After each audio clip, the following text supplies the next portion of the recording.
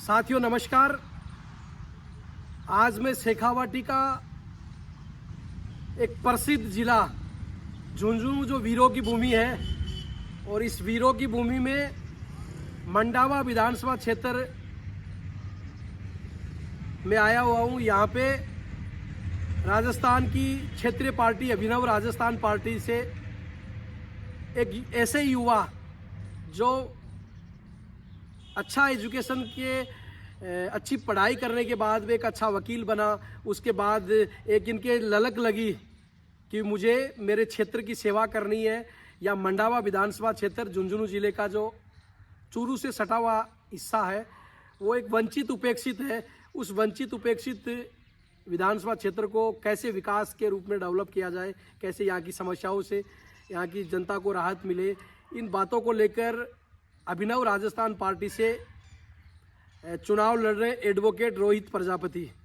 Advocate Rohit Prajapati Rajasthan high court में वकालत करते हैं और इनके पिताजी राजस्थान में एक ईमानदार, एक अच्छी साफ सुथरी छवि के प्रशासनिक अधिकारी हैं। एडीएम से रिटायरमेंट है भगवती प्रसाद जी प्रजापति। और हमारे साथ में सूरजमान जी प्रजापति हैं जो समाज सेवी है, भामाशाह है, बगड़ अहमदाबाद इनका व्यापार है। तो मेरे साथ में जो बेटे हैं रोहित प्रजापति, एडवोकेट रोहित प्रजापति, जो मंडावा विधानसभा क्षेत्र से विधानसभा का चुनाव लड़ रहे हैं, विधायक का चुनाव लड़ रहे हैं। तो रोहित जी से मैं बात करना चाहूँगा कि रोहित जी, आप यहाँ विधानसभा की तैयारी कर रहे हैं, चुनाव लड़ रहे हैं, आप किस मिशन, किस उद्देश्य को लेकर मंडावा विधानसभा क्षेत्र में चुनाव की तैयारी कर रहे हैं? सबसे पहले तो मैं ये बताना चाहूँगा कि ये जो विधानसभा के चुनाव हैं, यह किसी पार्टी द्वारा मात्र सीएम या चीफ मिनिस्टर चुनने का चुनाव नहीं होता है। इसमें क्षेत्र के हिसाब से एमएलए चुने जाते हैं। 200 एमएलए चुने जाते हैं राजस्थान में, और क्षेत्र के हिसाब से एमएलए चुनने में सभी क्षेत्रों को विधानसभा में अच्छा रिप्रेजेंटेशन मिलना चाहिए। और जिस हिसाब से हमारे समाज में एजुकेशन आगे से आगे बढ़ रही है, उसी हिसाब से जो राजनीति है उसमें भी बदलाव आने चाहिए, उसमें भी प्रोग्रेस आगे आनी चाहिए। अगर शिक्षित व्यक्ति आगे आते हैं तो वे और भी लोगों को अपने साथ आगे और बढ़ा पाएंगे। और यदि हम पुराने ढर्रों पे उसी प्रकार से चलते रहेंगे कि मात्र 2 ही पार्टियां हैं, जो कि संविधान ने ऐसा सिस्टम नहीं बनाया है कि 2 ही पार्टियां राज करें। संविधान ने सिस्टम बनाया है कि हर एरिया का, हर क्षेत्र का एक अच्छा रिप्रेजेंटेशन हो, जो उस क्षेत्र को आगे बढ़ाए, उस क्षेत्र के लिए आवाज़ उठाए विधानसभा में, और पूरे राजस्थान को बढ़ाने के लिए अपना योगदान, अपने क्षेत्र का योगदान, अपना योगदान, अपनी एजुकेशन के अनुरूप योगदान, अपने कार्य के अनुरूप योगदान दे पाए। इसके लिए कार्य होना चाहिए। जो उम्मीदवार हम पहले ही चुन चुके हैं, जिनको हम 2 बार 3 बार पहले देख चुके हैं, और उनको केवल इसी वजह से वोट दिए जा रहे हैं कि जी 2 ही पार्टियां हैं जिनमें से हमें वोट देने हैं, तो वो राजनीति से हमें अब आज़ाद होकर अपने संविधान का मतलब समझकर, जो संविधान कहता है कि कितनी भी पार्टियां आ सकती हैं अपनी आवाज़ रखने के लिए, क्षेत्र के लिए और राज्य के लिए, राज्य के विकास के लिए, सुधार के लिए, लोगों को आगे बढ़ाने के लिए दबाव बना सकती हैं, अन्य पार्टियों पर, गवर्नमेंट पर अपनी आवाज़ रख सकती हैं। उस दिशा में हमें आगे बढ़ना है। तो मैं ये चाहता हूं कि मैं एक वकील बनकर हाई कोर्ट में सेवाएं दे पाया, परंतु मैं अपने क्षेत्र में लोगों को अपने अधिकारों से अवगत कराना चाहता हूं। और संविधान ने हर तरह के अधिकार लोगों को दिए हैं। जो बहुत से अधिकार ऐसे होते हैं जो कोर्ट के थ्रू रिट लगाकर हम जो अधिकार हम प्राप्त कर सकते हैं, परंतु जो जनता की सोच है आगे बढ़ने के लिए, जो क्षेत्र की एक सोच होती है, जो एक पढ़े लिखे व्यक्ति की सोच होती है कि क्षेत्र कैसे आगे बढ़े, राज्य कैसे आगे बढ़े, वो लगातार विधानसभा तक पहुंचाने के लिए हम 5 साल में एक ही बार एक विधायक का चुनाव कर पाते हैं, जिससे सरकार बनती है। तो सरकारें पार्टी विशेष को देखकर ना बने और व्यक्तियों के समूह द्वारा बने और वे सरकार बनाए, ये संविधान का ध्येय है और इसी पर हम आगे बढ़ने का प्रयास करें। यहाँ मंडावा विधानसभा क्षेत्र में कुछ विभिन्न क्षेत्रों की जो है समस्याएं क्या, ज्वलन समस्याएं क्या, जिसको आप प्रमुखता से आप उसको शूट आउट करेंगे जब आप चुन कर जाते हैं यहाँ से? कुछ जो समस्याएं हैं जो स्थानीय स्तर पर आपको देख पा रहे हैं कि ये समस्याएं पहले समाधान होना चाहिए, जैसे ही चुनाव निपटते हैं इसके बाद कौन सी ऐसी समस्याएं नज़र आ रही है जो इसका प्राथमिकता में समाधान होना चाहिए? देखो, समस्याएं तो जो है समय के अनुसार उनका समाधान होना चाहिए, पर जो मुख्य समस्याएं मुझे लगती है वो है कि झुंझुनू क्षेत्र के लोग बहुत ही मेहनती लोग हैं, बहुत ही अच्छी संस्कृति से आते हैं। यहाँ पर सर्व समाज के लोग बहुत ही शांति से रहते हैं और बहुत ही मेहनती लोग हैं और विभिन्न क्षेत्रों में, विदेशों में जाकर भी काम करते हैं। परंतु जो छात्र हैं उन्हें प्रॉपर गाइडेंस नहीं मिल पाता है, बहुत बार ऐसा होता है, और जिस कारण यदि किसी भी समाज में कोई भी व्यक्ति ऐसा है जो रिसोर्सेज के कारण, गाइडेंस के कारण, उसकी मेहनत यदि उसका फलीभूत नहीं हो पाए उसके जीवन में, जिसके कारण वह राष्ट्र की सेवा नहीं कर पाए, क्षेत्र की सेवा नहीं कर पाए और सबसे पहले स्वयं के परिवार को आगे नहीं बढ़ा पाए, तो वह एक समस्या केवल एक व्यक्ति की नहीं बन जाती है, वह सभी की समस्या है कि हर व्यक्ति आगे बढ़ पाए, उसके पास एक देश का रिप्रेजेंटेटिव वो जो चुनता है। जो हम अंग्रेज़ों से तो आज़ाद हुए, हमने कहा कि अंग्रेज़ हमें ये नहीं दे रहे, वो नहीं दे रहे, तो देश भी हमें कुछ दे पाए। देश लगातार हमारे जिस रूप में हमारे साथ रहेगा वो है सरकार, और उस सरकार में क्योंकि ये लोकतंत्र है तो वो लगातार उन्हीं का जो विचार है, उन्हीं की जो विचारधारा है लोगों की, उसमें बनी रहनी चाहिए।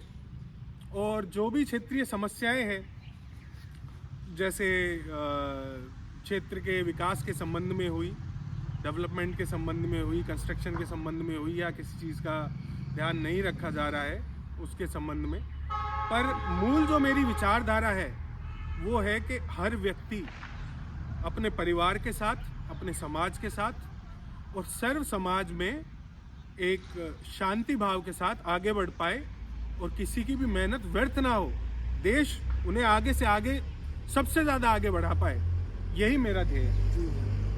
अब कई चीज़ें मैं देखता हूँ, आज ऐसे वंचित जो लोग हैं, गांव ढाणी के अंतिम छोर पे जो लोग बैठे हैं, उन लोगों को राजनीतिक दल हो या प्रशासन हो, सरकार हो, ये उन वंचित लोगों की तरफ ध्यान नहीं देती है। तो उन वंचित लोगों को सरकारी योजनाओं का लाभ मिले, उन वंचितों को कैसे आगे बढ़ाया जाए, उनके जीवन स्तर को कैसे सुधारा जाए, इसको लेकर आपके पास क्या विज़न है? देखिए, हर व्यक्ति हर चीज़ के बारे में नहीं जान सकता। ये एजुकेशन धीरे धीरे आगे बढ़ रही है, परंतु जो समाज जिस स्तर पे बना है, एक वकील का काम कानून को जानने का है, एक इंजीनियर का काम अपने क्षेत्र से संबंधित है, तो सभी जो स्पेशलाइजेशन बने, हर कोई आदमी हर चीज़ का स्पेशलाइजेशन हासिल नहीं कर सकता। जी। तो जो भी समाज को जोड़ने का काम होना चाहिए कि जो कोई किसान है उसको उसके अधिकार कौन बताए, उसको अधिकार कौन दिलाए। जी। भाई, किसान अगर दूसरा कार्य करने लगेगा तो फिर किसान का कार्य होना भी समाज में जरूरी है। और हम चाहते हैं कि किसान भी वही जीवन स्तर जी पाए जो अन्य पढ़े लिखे, उच्च स्तर से पढ़े लिखे व्यक्ति जी पा रहे हैं। तो जो स्पेशलाइजेशन का काम है वो इसी आधार पर बना है कि कोई कार किसी कंपनी को बनानी है तो वो उसमें स्पेशलाइज करती है, कोई कानून बनाना है तो विधानसभा उसमें स्पेशलाइज करती है। हमारा काम है सभी एक दूसरे से जुड़े रहें। जो वंचित वर्ग के लोग हैं उन्हें ज्ञान का, जो लोग आगे बढ़ चुके हैं उन सभी के ज्ञान का पूरा फायदा मिल पाए, सभी लोग जुड़ जाएं आपस में। जब ज़रूरत हो तो ऐसा ना हो कि हमने जो सरकार चुनी है उसके पास तो हम पहुंच ही नहीं पाए और हम सोचें कि भगवान को याद करते हैं, मंदिर का घंटा बजाते हैं और हेल्प जो हमने सिस्टम बनाया है उससे हेल्प हमें मिल ही नहीं पाए। तो इस संबंध में मैं कहना चाहूँगा कि हम ऐसे व्यक्तियों को चुनें जो हमेशा हमारी हेल्प के लिए तैयार रहें, जिन्हें कानून की जानकारी हो, जिन्हें अधिकार दिलाने का पता हो, जो और भी लोगों को जोड़ पाएं। तो जो वंचित वर्ग है उनका भी हमारा, जैसे आप देखेंगे कि जो डेवलप्ड नेशंस हैं, यूरोप के जो डेवलप्ड नेशन आप देखेंगे या अमेरिका भी देखेंगे, तो उनमें कोई भी कार्य कोई व्यक्ति करता हो, चाहे वह व्हाइट कॉलर वर्कर है, चाहे ब्लू कॉलर वर्कर है, वह समानता से कमा रहे हैं, तब वो समाज एक डेवलप समाज कहलाता है। ऐसा नहीं होना चाहिए कि कोई किसान है या कोई शरीर की मजदूरी से अगर कोई कमा रहा है तो वो पीछे रह जाए, क्योंकि समाज को उसकी भी उतनी ही जरूरत है, वो समाज की एक नींव है। तो उस नींव को भी हम साथ में लेकर चलें कि वो भी अपना योगदान जो है इस समाज के लिए देता है, तो वो हम उनको बराबर की वैल्यू हम दे पाएं और एक सभी शिक्षित व्यक्ति उनको गाइड कर पाएं, जिस भी तरीके से वो आगे बढ़ना चाहते हैं या जो भी समस्याएं का वो सामना कर रहे हैं उसके बारे में हम समाधान उनका करते रहें। ये जो झुंझुनू जो क्षेत्र है, शेखावाटी का झुंझुनू जिला, इस ज़िले से लगभग 80% देश को यहाँ से शहीद जो होते हैं हमारे फौजी भाई, उन फौजी भाई शहीद हो जाते हैं, लेकिन इन फौजियों की जो समस्याएं हैं, इनकी वीरांगनाएं हैं, उनकी कई तरह की जो समस्याएं हैं, उन पे कोई नेता नहीं बोलता है। राजनीति बहुत होती है आर्मी के नाम पे, वीरों की भूमि झुंझुनू को बताते हैं। अभी पता चला कि यहाँ से झुंझुनू में एक ऑफिस हुआ करता था, रिक्रूटमेंट का बोर्ड, भर्ती के लिए ऑफिस था आर्मी का, उस ऑफिस को उठा के बीकानेर भेज दिया गया। राजनीति बहुत होती है यहाँ बड़ी, कई राजनीतिक दल बात करते हैं कि ये हमारा वीरों की भूमि है, वो है, लेकिन ये बोर्ड चला गया तो इस बोर्ड पे तो कोई बोल नहीं रहा। भाई जब राजनीतिक दलों का काम बनता है, इस तरह की बातें होती है, तो उस पर आप क्या करना चाहते हो? जब इस तरह की बातें, ऑफिस वहाँ चला गया, फौजियों का क्षेत्र है, तो फिर नौजवानों को कैसे आर्मी में जाने का सपना चकनाचूर हो रहा उनका? देखिए, इस बारे में सबसे पहले तो मैं बताना चाहूँगा कि ये जो क्षेत्र है मंडावा, ये संस्कृति से परिपूर्ण, त्याग से परिपूर्ण क्षेत्र है। यहाँ के लोग जो आर्मी में जा रहे हैं, जो विभिन्न सेवाओं में जा रहे हैं, तो देश को जो सुरक्षा देने का कार्य करते हैं।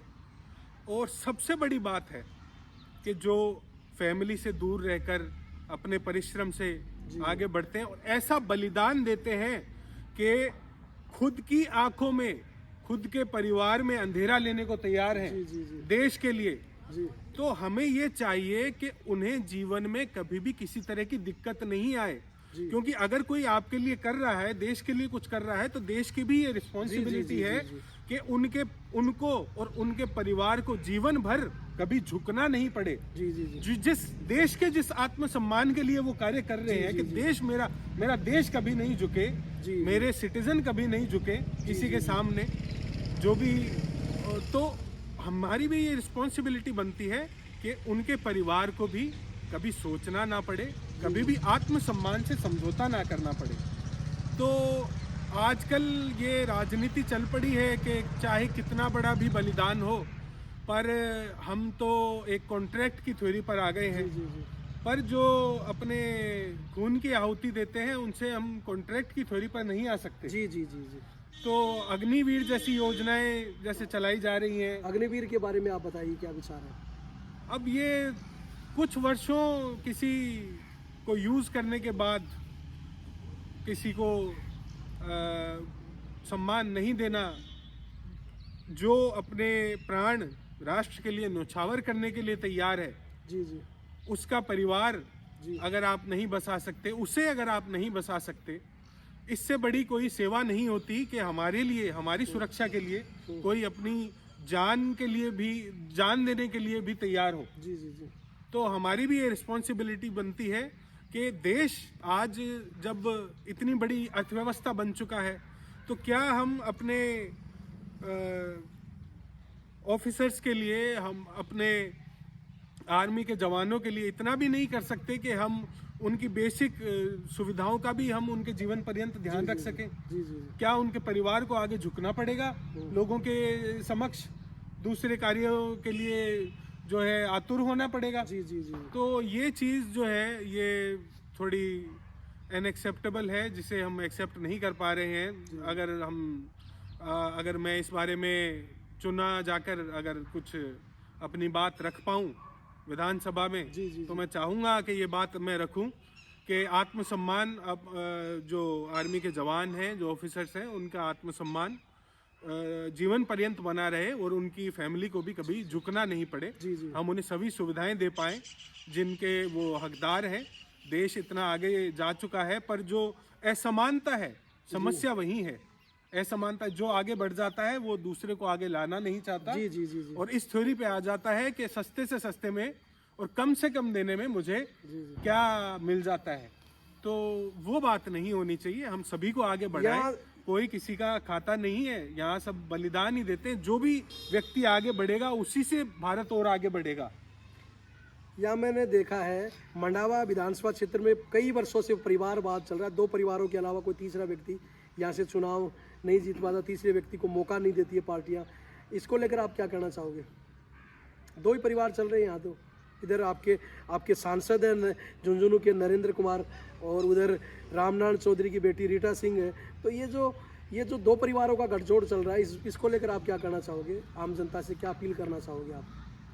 देखो, मैं कहना चाहूँगा, चुनाव तो इसलिए होते हैं कि लगातार जनता का जो विचार है वो सरकार में बना रहे। जी जी परंतु एजुकेशन के अभाव में, अन्य जो प्रभाव होते हैं उनके प्रभाव में ऐसा हो रहा है कि 5 साल में भी जब सरकार चुनने की व्यवस्था की गई है, तो भी लोग अपना विचार जो है आगे नहीं रख पा रहे हैं, आगे नहीं बढ़ पा रहे हैं। उन्हें बस ये दिखता है कि 2 ही पार्टियां हैं अथवा 2 ही ऐसे चेहरे हैं जिन्हें ऑप्शन के रूप में समझते हैं। पर अगर एजुकेशन, अगर संविधान के जो नीति संविधान ने बनाई है उसके बारे में अगर वो जानेंगे तो उन्हें पता लगेगा कि 5 साल में चुनाव इसीलिए बनाए गए हैं कि जो समाज अपने श्रेष्ठतम व्यक्ति को चुन पाए, उन्हें विधानसभा में बैठा पाए और हर क्षेत्र अपनी बात,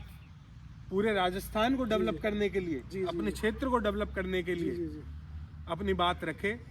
तो वो नहीं हो पा रहा है। कुछ ही चेहरों में, जाने पहचाने चेहरों में राजनीति बंद के रह गई है, जो कि चुनाव का जो असली मतलब है उसी को खत्म कर रहा है एक तरीके से। क्योंकि फिर 5 साल में चुनाव हो ही क्यों? अगर राजा रानी ही चलने हैं तो फिर 5 साल में क्यों चुनाव हो? जी जी जी तो मैं तो चाहता हूँ कि जो व्यक्ति ऐसे हैं जो एजुकेटेड हैं, जो उच्च शिक्षित हैं, वे समाज का रिप्रेजेंटेशन करें, आगे बढ़ें और सभी समाज को साथ लेकर लगातार 5 साल तक क्षेत्र के जो विचारधारा है राज्य के प्रति, राष्ट्र के प्रति, अपने स्वयं के क्षेत्र के प्रति और प्रति व्यक्ति के प्रति वो सरकार में रखते रहें। ऐसा ना हो कि हम ये सोच लें कि संविधान या कानून ने केवल 2 ही पार्टियां बनाई है। तो मैं तो ये कहूंगा कि कंपटीशन जितना ज्यादा होगा ना, उतना ही अच्छा होता है लोगों के लिए। चाहे वो कोई मार्केट हो, जैसे 2 मोबाइल कंपनियां होगी तो वो दोनों ही महंगे मोनोपोली करेंगी। और यदि 5 मोबाइल कंपनियां हैं या कोई भी प्रोडक्ट ले लो, चाहे राजनीति ले लो, तो वो सारे ही अच्छे से अच्छी चीज सस्ते से सस्ते में देने की कोशिश करेंगे और कस्टमर का या लोगों का सबसे ज्यादा ध्यान कंपटीशन में ही रखा जाएगा। ऐसा नहीं है कि आपके पास अगर 2 ही ऑप्शन है तो वो आपको सबसे ज़्यादा सुविधाएं और आपके लिए सबसे अच्छा काम कर देंगी। तो हम चाहते हैं कि नए लोग सामने आए और मिलना चाहिए नए लोगों को अधिक मौका मिले। वो एक बार ट्राई तो करके देखें। आपको 5 साल में एक मौका अगर संविधान दे रहा है तो आप जो है नए लोगों को ट्राई कीजिए, उनको मौका दीजिए और स्वयं को मौका दीजिए। सबसे बड़ी बात यह है, ये स्वयं को मौका दीजिए, क्षेत्र को मौका दीजिए, क्षेत्र को मौका दीजिए कि पूरे राजस्थान में क्षेत्र की बात रखें, पूरे राजस्थान को डेवलप करने के लिए क्षेत्र अपने विचार रखें। आप कुम्हार प्रजापति समाज से आते हैं, कुम्हार प्रजापति समाज की यहाँ कितनी संख्या है, कितने वोटर्स हैं, और इस समाज को कोई भी राजनीतिक दलों राजनीति के हाशिए पे रखते हैं इस समाज को, आप क्या कहना चाहते हैं इस विषय को लेकर? कुमार प्रजापति समाज की राजस्थान में भी इतनी बड़ी संख्या है और यहाँ कितनी संख्या है आपके मंडावा विधानसभा क्षेत्र में? यहाँ मेरे ख्याल से 25,000 के लगभग वोटर्स मेरे ख्याल से होने चाहिए जी जी प्रजापति समाज के जी। और मैं ये बात रखना चाहूँगा कि यदि राजनीति का केंद्रीकरण होता है, जब भी राजनीति का केंद्रीकरण होता है, चाहे वह अंग्रेज हो या चाहे वह कोई पार्टी हो जी, यदि आपके पास ऑप्शन नहीं रहेगा कि आप नए व्यक्ति को चुने या केंद्रीकरण ऐसा हो जाए कि वही लोग बार बार चुने जा रहे हैं और लोगों को मौका नहीं मिल पा रहा है, जी जी, तो आपकी जो वैल्यू है वो नष्ट हो जाएगी। अगर आप टूट के बिखर जाते हैं जी जी, और आप स्वयं के लिए जागृत नहीं होते हैं जी जी, तो वह वैल्यू आप तो स्वयं की वैल्यू की बात कर रहे हैं, दूसरे भी आपको कोई वैल्यू नहीं देंगे, नहीं देगा, क्योंकि राजनीति का केंद्रीकरण होता जा रहा है। जी जी, तो हमें यदि हम नए व्यक्ति नहीं चुनेंगे, यदि हम समाज में से चुनकर व्यक्ति आगे नहीं लाएंगे, तो जो सामाजिक संगठन है वो उसका भी कितनी भी आप चाहे मेहनत कर लो अपने स्तर पर जो पॉलिटिकल स्तर पे है वो लाभ जो है आपको नहीं मिल पाते हैं। जी जी, तो इसलिए मैं चाहता हूं कि सर्व समाज से ही मेरी अपील है, कुम्हार समाज से भी मेरी अपील है कि केंद्रीकरण को रोककर नए व्यक्तियों को मौका दें, जी जी, उनको सेवा उनकी देखें तो सही एक बार। यदि आप कोई चीज टेस्ट ही नहीं करेंगे, आप देखेंगे नहीं तो क्या पता चलेगा। आप सोचेंगे कि मार्केट में तो यही दो चीजें आती हैं, चाहे मार्केट में कितना भी डेवलपमेंट हो गया हो, चाहे एजुकेशन में साइंस में कितना भी डेवलपमेंट हो गया हो, तो आप अगर ट्राई नहीं करेंगे तो आपको उसका पता भी नहीं चलेगा। यदि एक व्यक्ति आगे बढ़कर कार्य कर रहा है तो हमारा ये प्रयास होना चाहिए कि हम जो है उनको पावर दें, कम से कम अपनी बात रखने का विधानसभा में, ताकि विधानसभा को क्षेत्र समाज सभी गाइड कर पाए, वह व्यक्ति भी समाज को खींचकर आगे ले जा पाए। जी जी जी। तो केंद्रीकरण को रोकना बहुत जरूरी है। 5 साल में चुनाव का अर्थ यही है कि अगर आपको अच्छे कैंडिडेट हैं और भी श्रेष्ठ व्यक्ति अगर आपके क्षेत्र में है तो उनको आप आगे लाएं, उनके थ्रू आप आगे बढ़ें, जो समाज के सभी स्तर के लोगों को साथ लेकर चलें और आगे बढ़ाएं। जी जी। आप जनसंपर्क में जा रहे हैं, गांव डोर टू डोर जनसंपर्क कर रहे हैं, गाँवों में जा रहे हैं, ढाणियों में जा रहे हैं, कस्बे में जा रहे हैं, तो किस तरह का रिस्पॉन्स आपको मिल रहा है? लोगों का किस तरह का भाव आपके प्रति दिख रहा है लोगों में? देखिए, मैं बताना चाहूँगा कि जो कुछ तो एजुकेशन धीरे धीरे बढ़ रही है, मैं मानता हूँ, पर एजुकेशन का विस्तारीकरण और डेवलपमेंट पूरा अभी उस स्तर पर नहीं पहुँचा है कि सभी व्यक्ति इस बारे में सजग हो जाएं कि 2 पार्टियों से ऊपर भी राजनीति होनी चाहिए। जी जी। तो मैं चाहता हूं कि राजनीति में अधिक से अधिक कंपटीशन बढ़े। जो शिक्षित व्यक्ति हैं वे भी सोचते हैं कि 2 पार्टियां ही जो है सरकारें बना सकती हैं और 2 पार्टियों से ही जो है विकास होगा।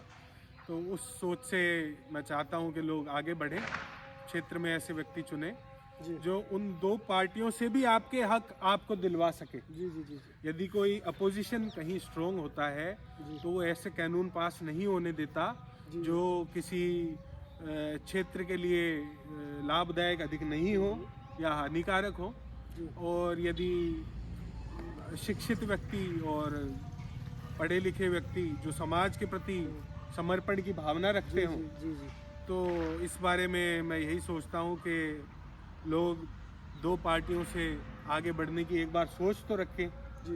उसके बाद देखें कि 2 पार्टियां भी आपको और अधिक सुविधाएं कैसे नहीं देती हैं, और यदि हम आए तो हम तो आपके लिए पूरा कार्य करने के लिए सदैव तत्पर हैं। आप अपना चुनाव चिन्ह बताएं पहले तो, और एक आखिरी क्या अपील करना चाहते हैं आपके विधानसभा क्षेत्र के लोगों से वो अपील आप करिए, और आपका चुनाव चिन्ह क्या है वो भी बताइए।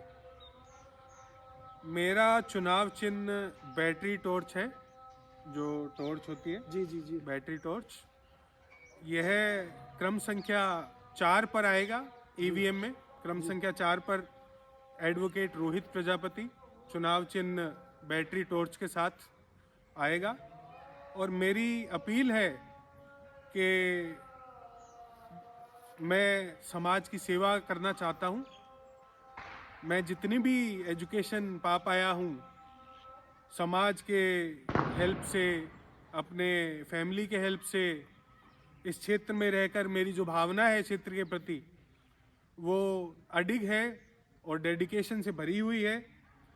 और इसलिए क्रम संख्या 4 पर एडवोकेट रोहित प्रजापति चुनाव चिन्ह बैटरी टॉर्च के साथ मुझे अधिक से अधिक मतदान करें, ताकि सभी के अधिकारों को और अधिक बढ़ाकर, और जो अधिकार लोगों को नहीं मिल पा रहे हैं वो मैं लोगों को दिलवा पाऊँ। और सभी कार्य में जिस भी स्तर पर लोग कार्य कर रहे हैं, चाहे वे किसी भी वर्ग के हैं, किसी भी समुदाय के हैं, मैं उन्हें ज़्यादा से ज़्यादा आगे बढ़ा पाऊँ और उनका आशीर्वाद ले पाऊँ, यही मेरी कामना है। इसी के साथ ये मेरी विनती रहेगी लोगों से कि स्वयं के लिए और खुद को आगे बढ़ाने के लिए कार्य करें। धन्यवाद वकील साहब। हमारे साथ में एडवोकेट रोहित प्रजापति जो विधानसभा के प्रत्याशी हैं, इनके पिताजी हैं।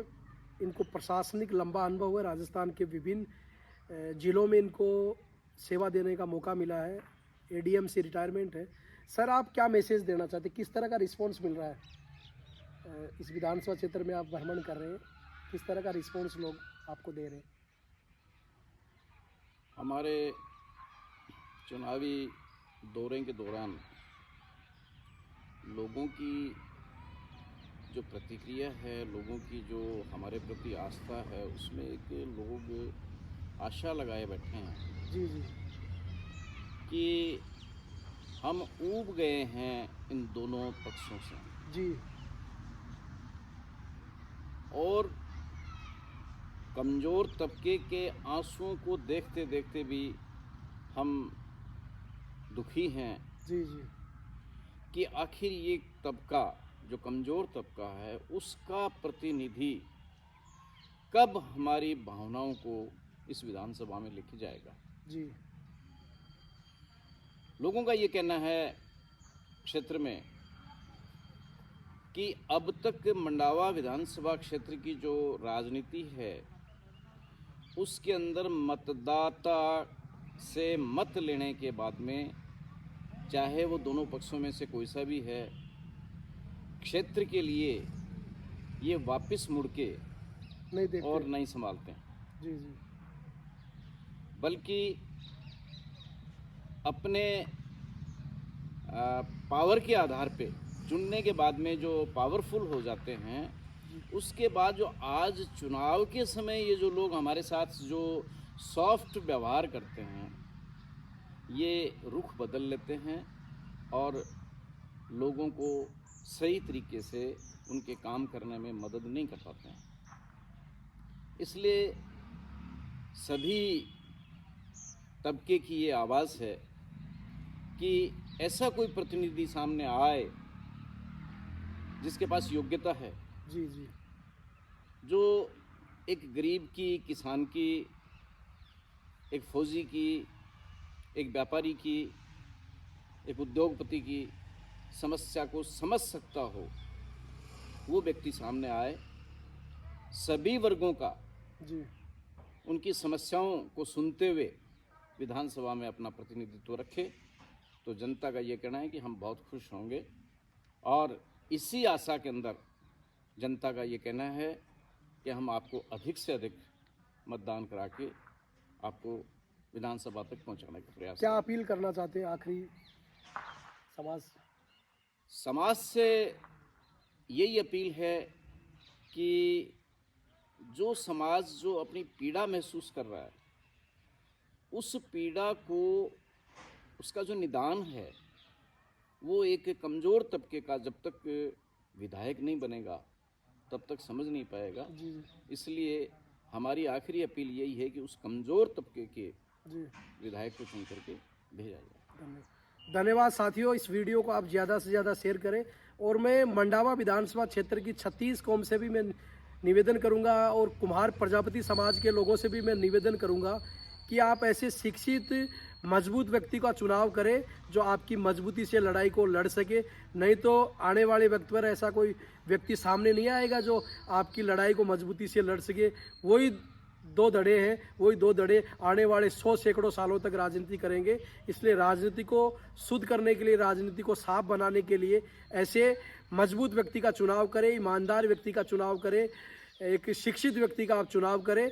और 25 नवंबर को जो मतदान हो उसमें आप इनके चुनाव चिन्ह पर भारी मत एवं समर्थन देकर इनको विजय बनाकर जयपुर की विधानसभा में भेजें। धन्यवाद। इस वीडियो को ज़्यादा से ज़्यादा शेयर करें। Thank you.